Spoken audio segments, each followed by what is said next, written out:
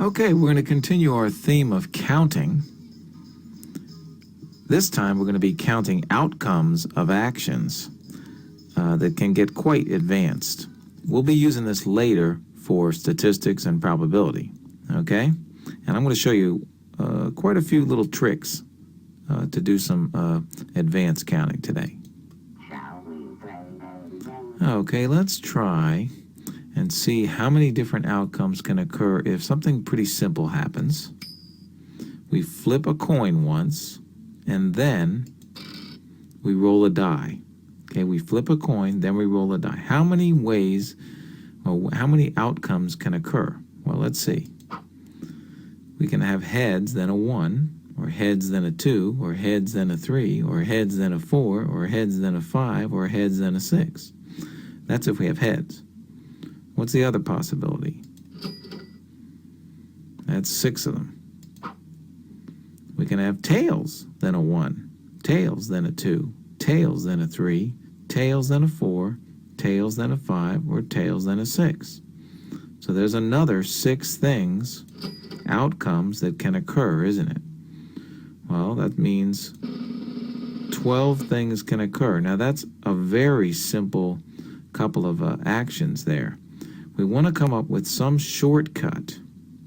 Now, are you pondering what I'm pondering? How many different flips can you get on the coin? 2. And how many different rolls on the dice? There is going to be a shortcut. Excuse me? Well, let's look at it again. What if we flip a coin a little more advanced? Flip a coin twice. How many outcomes can occur? Well, let's look at, so that you can see this clearly, we're going to use a tree diagram. Okay, and the first toss, only 2 things can occur. It's either going to be heads or tails. Okay, now, once we've decided that it's going to be, well, one of those 2, we'll flip it again. If it's heads, the first one's heads, then the second toss is either going to be heads or tails. And if the first one's tails, the second toss is either going to be heads or tails. Okay, this is kind of the idea of a tree diagram. If I put it upside down, it'll look like a tree. Now, how many possible outcomes can occur from beginning to end? Well, let's count the possible paths. We could have a heads, then a heads. We could have a heads, then a tails. We could have a tails, then a heads. Or we could have a tails, then a tail. So that looks like 4 possible outcomes. And we could come up with that shortcut again. 2 for the first action and 2 possibilities for the second action. If we multiply that, I smell a shortcut. Now I want to make sure you see this pattern for these easier problems and how it's going to help you in the more difficult ones. You'll come again. For instance, what if we flip a coin 10 times? If I asked you to draw a tree diagram, I hope you appreciate that would be You've got troubles, man. not very practical. It would take a long time. Okay, so we've got to come up with a shortcut, and I think you may already know it. Here's someone who can help you. We're going to use the multiplication principle. Okay, what is the multiplication principle? If an outcome, now that's the final outcome, consists of k successive selections, or a lot of little outcomes, if you would, with n1 choices for the first selection, n2, that's the number of choices for the second selection. That's not n to the second or anything. The number of choices for the second selection, all the way up to the number for 3, the number for 4, the number for k choices for the kth selection. I don't know what k is going to be in each problem. Then the size of the big set A of possible distinct ordered outcomes, the number of outcomes for set A is going to be the number of outcomes for the first action times the number of outcomes for the second action times all the way up to the number of outcomes for the kth action. Okay, so what I just heard Blah, blah, blah, blah, blah, blah, blah, blah, blah, blah, blah. Okay, let's actually do some examples. Hopefully you'll see what I mean. We're going to flip a coin, like I said, 10 times. Let's use the multiplication principle, okay? Now we've got how many distinct actions here? 10. K is going to be 10. And each distinct action can have how many outcomes? 2. 2 times 2 times 2 times 2, etc., all the way out to 2 to the 10th power. So that the total number of outcomes here is kind of the product of all the small outcomes. And we get 2 to the 10th, or 1,024. Much easier than a tree diagram. I'm trying to think, but nothing happens. For instance, how many possible phone numbers can there be in area code 301? How many possible? Holy mackerel. Okay, let's use the multiplication principle. Now consider, what is K going to be in this case?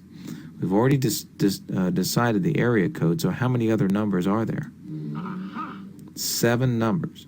And each of those individual numbers that you dial, how many possible choices do you have? You have 10 for each of them. For the first one you dial, you can have 0, 1, 2, 3, 4, 5, 6, 7, 8, or 9. 0 is a number now. For the second one you dial, could be 0, 1, 2, 3, 4, 5, 6, 7, 8, or 9. Each of them, all the way out to the 7th number. So each of them is 10. So we end up with 10 to the 7th power, which is 10. You could have 10 million different phone numbers, and that's just in area code 301. See why you might want to count something like that. Thank you, sir. May I have another? Another thing you may want to count is license plates. How many spaces do we have to have on a license plate? Suppose we wanted to see how many possible license plates could be created where the first 2 characters were letters, and only letters, and they always ended with 3 digits. Okay, well, it's going to be a little bit different because the first 2 are going to be different than the last 3. The number of possibilities for the first character is one of the 26 letters, A through Z. Same thing with the second one. The first 2 we said in this problem are letters. Now it's going to end with 3 digits. Digits can be 0 through 9. Get the idea? And if you multiply all of those, you get 676,000 different license plates, and that's only with this distinction of 2 letters and 3 digits. There's something I have to ask you. Of course, it makes you think, oh, geez, I wonder how many Social Security numbers could be created. Now I use my secret weapon. We're going to use the multiplication principle, okay? Now think about this. What is K going to be? How many digits are there in a Social Security number? There's 9 digits, okay? And each one of those digits can have how many possible outcomes? Well, 0 through 9. That's 10. Okay, 0 through 9. 0, and then 1, 2, 3, 4, 5, 6, 7, 8, 9. So actually, any digit has a choice of 10 different possibilities. So 10 to the 9th power, geez, how many different Social Securities can we have? One what? What is that? That's 1 billion, isn't it? 1 billion. Now we apparently, just the other day, passed in the population in the U.S., Does this answer your question? past 30 million people. So we're good. We should be okay for Social Security numbers. But you know what? China would have more than that, wouldn't they? They would have to have 10 digits if they needed Social Security numbers. It's the kind of decisions you would have to make. Hold on, little fire, Scarecrow. Okay, now there's going to be some other tricks involved besides the multiplication principle. Okay? I wonder how many possible phone numbers contain at least 1 0. Okay, suppose your 0 button didn't work on your phone and you wanted to know if it was going to be okay. Okay, I wonder how many possible phone numbers could contain at least 1 0. Well, here's what we do. Find out how many total numbers there are. Okay, 7 digits. and 10 possibilities for each one. 10 times 10 times 10, all the way out to 10 to the 7th. That's the total. And we want to know how many have at least one zero. So let's subtract the numbers with no zeros. How many numbers have no zeros? Well, they have 7 digits, and if you don't include zeros, now it's not 10 to the 7th, but rather 9 to the 7th, because you're not allowing for the digit 0. It's only 1, 2, 3, 4, 5, 6, 7, 8, 9. So, if we take the total numbers and subtract the ones with no zeros, we'll have the ones that have zeros. How do I do it? And that's a trick that you should always consider, okay? If maybe you can't find out count the number that you want, count the number you don't want and subtract it away, okay? Let's do another one like that. Let's count the possible phone numbers that do not begin with 555. You know, remember those? That's the number they give you on the TV shows and on the movies. Okay, if they start with 555, it's a fake number, if you would. If a girl gives you number 555, she may not want to go out with you. Consider that. So let's find out the total number of phone numbers, which I guess would be 10 to the 7th, and subtract out the ones that do begin with 555. Well, how many are there that begin with 555? Well, the first 3 digits are set, 555. So that's the only thing that is going to vary is the last 4 digits. And the last 4 digits, we have no limitation, so it'll be 10 to the 4th power. The first 3 digits are set. So basically, it's going to be 10 to the 7th minus 10 to the 4th. I wonder how many numbers don't begin with 555. Oh, there's the answer. Okay, that's plenty. Here's someone who can help you. What about non-replacement tricks? A lot of times, what I mean by non-replacement is we're picking from a group and we're not putting it back. Show you what I mean. Always a problem at wedding receptions is seating people. I'll tell you a bigger problem is seating people that are in first grade, so they don't goof around. I wonder how many arrangements of seating 5 different boys and 3 different girls in 8 chairs. Well, let's see. We're still going to use the multiplication principle. The first chair has how many people you can seat in it? 8, the 5 and the 3. Okay, now, what I mean by non-replacement, the second chair, how many people can you put? You can't put that same person in the second chair. He's not replaced. So now you're down to 7. Okay, we're still using the multiplication principle. In the third chair, you're down to 6 and 5 and so on down. And once you've used up 7 of the people, you only have 1 kid left. He only has 1 seat to sit in, so that's it. So the number of people is 8 times 7 times 6 times 5 times 4 times 3 times 2 times 1. That's kind of a tough thing to multiply, especially if you had way more than 8 people. So we have a special symbol for that. We call that 8 factorial. Now 8 factorial, you can type in onto your calculator. What it means is it's the product of all the integers 1 through n. That's n factorial. All the integers 1 through 8 in this case. Okay, and by the way, just so things don't get messed up, 0 factorial will have to be 1. We'll talk about that later.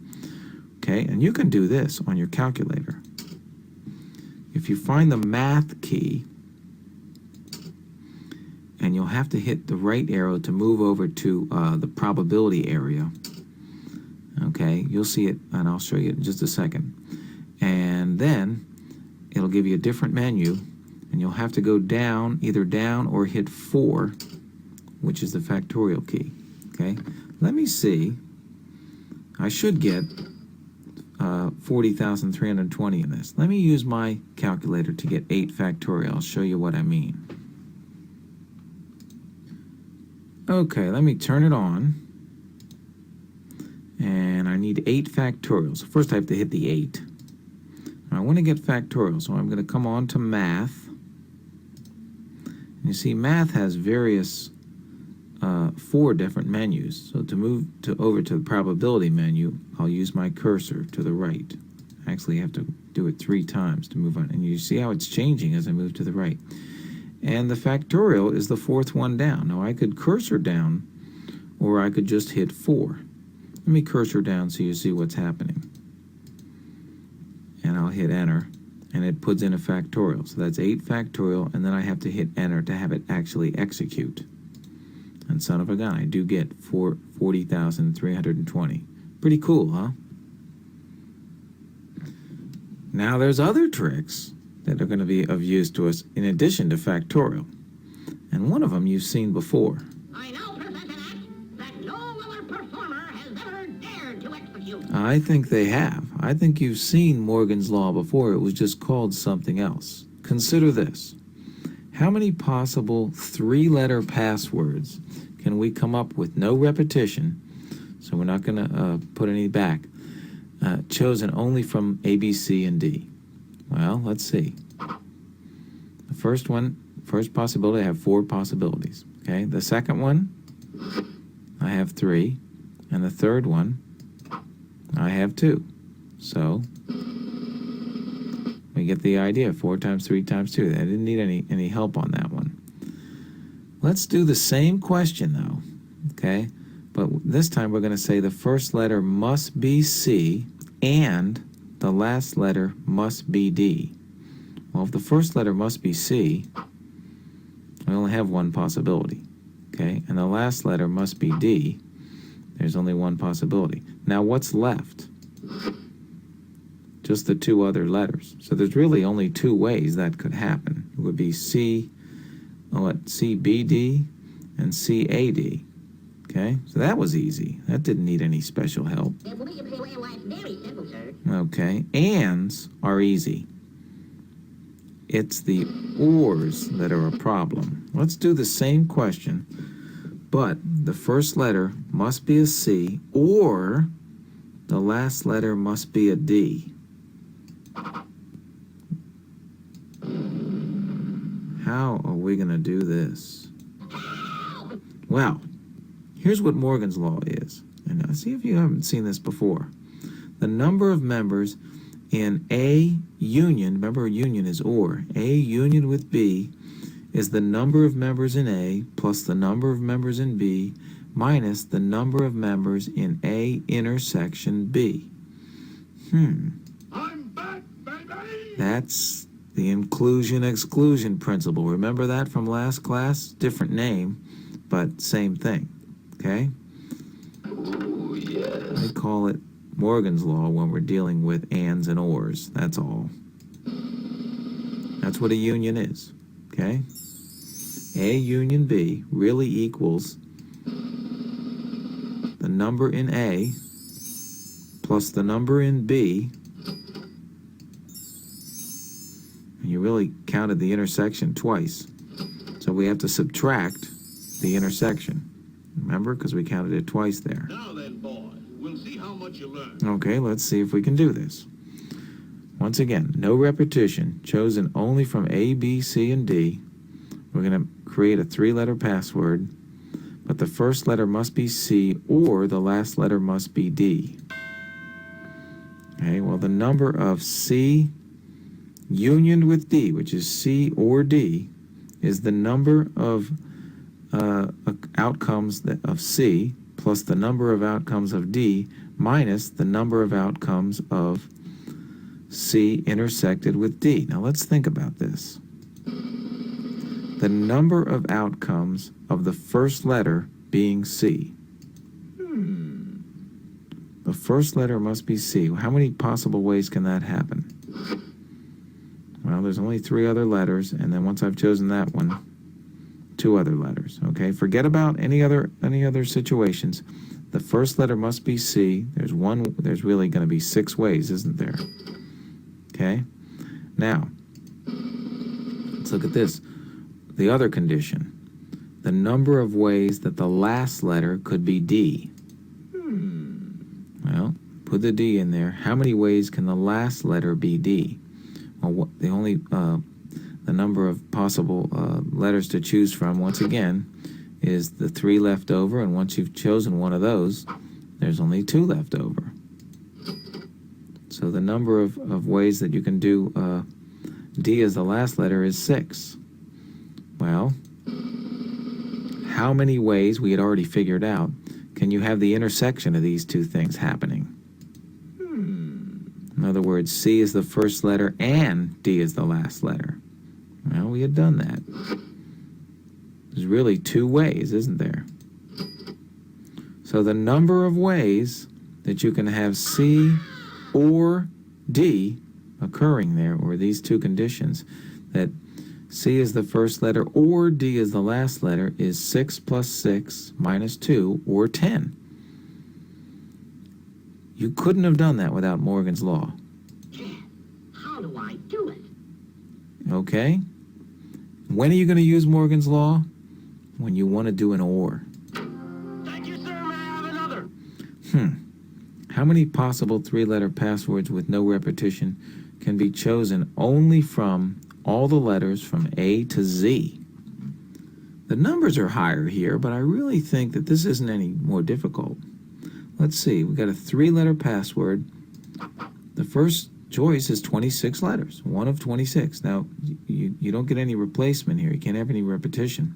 So once you've chosen one of them, you have to take that out of the list. And the second one only has 25, and the third one, consequently, you've taken 2 out, only has 24. So that's not too hard, is it? Whatever 26 times 25 times 24 is the answer to that. Now, once again, let me demo an AND. Let's do the same question. 3-letter passwords. We're going to take them from A to Z. The first letter must be X, and the last letter must be P. Well, the first letter must be X, so it's either X or X. The last letter must be P. Remember now, we're not allowing repetition. So the middle number, we have to take away the X and the P from the 26. So the only number of letters left is going to be 24, 26 minus 2, okay? Gets you thinking, doesn't it? That was relatively simple, though, even so, because it was an AND. Remember, it's the ORs that are the pain. Let's ask the same question, but we're going to let the first letter must be X, or another condition, the last letter must be P. Okay, one of those 2 things, either one or both. That's going to be a problem. That's when you're going to use Morgan's Law. Okay, remember our first condition is that the first letter must be X, and our second condition is the last letter must be P. There's your Morgan, okay, or the inclusion-exclusion principle. Remember that a union is an OR, okay? Well, let's figure out first the number of ways that X can occur as the first letter in this 3-letter password. Well, that's not so bad. Separated, is it? Put X in there, and that leaves how many possibilities for the last 2? Well, we have to take X out of the list. So we have 25 possibilities, 26 minus 1. And then you've taken another one out, so the third one has 24 possibilities. Okay, so what is that? 600. Okay, that's the first condition, the number of ways that X can be the first letter. Shouldn't surprise you that it's going to be similar for the number of ways that P can be the last letter. Let's put it in there. It's P or P, right? And the other ones we have to pick from 25 because we took the P away, and from 24 because we took P and another letter away. So once again, that's going to be 600. Now we're going to subtract the intersection. What do you mean the intersection? The number of ways that X can be the first letter, and then at the same time, P is the last letter. So it's going to look like this, isn't it? How many letters do I have to choose from if I've taken away X and P? Just 24. 26 minus 2, okay? So that intersection is just the number of ways that can occur is 24 ways, okay?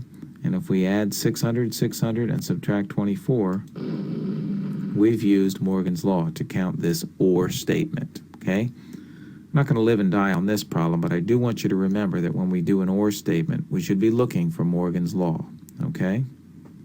It is alive. Very useful. Hold on, little fire, Scarecrow. Now, there are other tricks, okay? Addition tricks.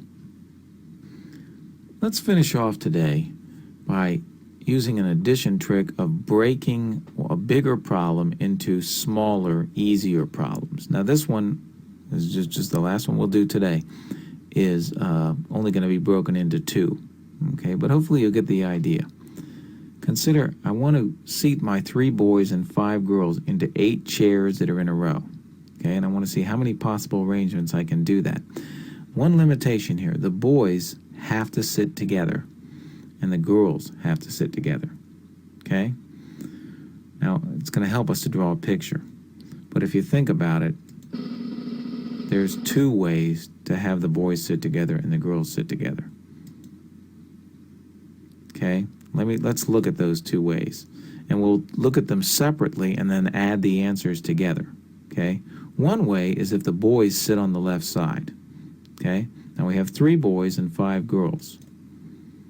So, that would be one way, is to have all the boys on the left and all the girls on the right. So let's just deal with that. If we do that, how many people can we put in that first seat? 3. Okay, that's one of the 3 boys. Now, once we've put one of them in there, how many do I have to choose from? 2, and then, of course, that whoever's stuck sitting next to the girl, that's the way it is. Now, once I've done that, I have to start seating girls because I'm out of boys. How many girls do I have to start with here? It's going to be 5, and I'll work my way down. 4, 3, 2, and 1. Okay, and if you do all that multiplication, we'll get 720. Okay, now that's one way. The other way in this problem is, other than having the boys sit on the left, is to have the boys sit on the right. Okay, we're going to get a similar answer, but I just want to make sure that you see that that's different. Let's start with the first seat. How many girls do I have to choose from? 5. And then once I've picked one, 4, and on down to that one girl that has to sit next to the boy. Okay, now I'm going to start with the boys. How many boys in that first seat do I have to choose from? 3, and once again on down. Okay, and all that, I promise you, multiplies to 720. Now you've accounted for both ways. I hope you consider. Are you pondering what I'm pondering? We're going to add those, and that'll give us the total number of possible arrangements that you can put 3 boys and 5 girls into those 8 chairs, given that the boys have to sit together and the girls have to sit together. Okay, so those are some of the counting tricks that we'll be using in the future. I want you to practice them. What's all this jabberwocky when there's work to be done? So let's get to it. Get to that homework. See you next time.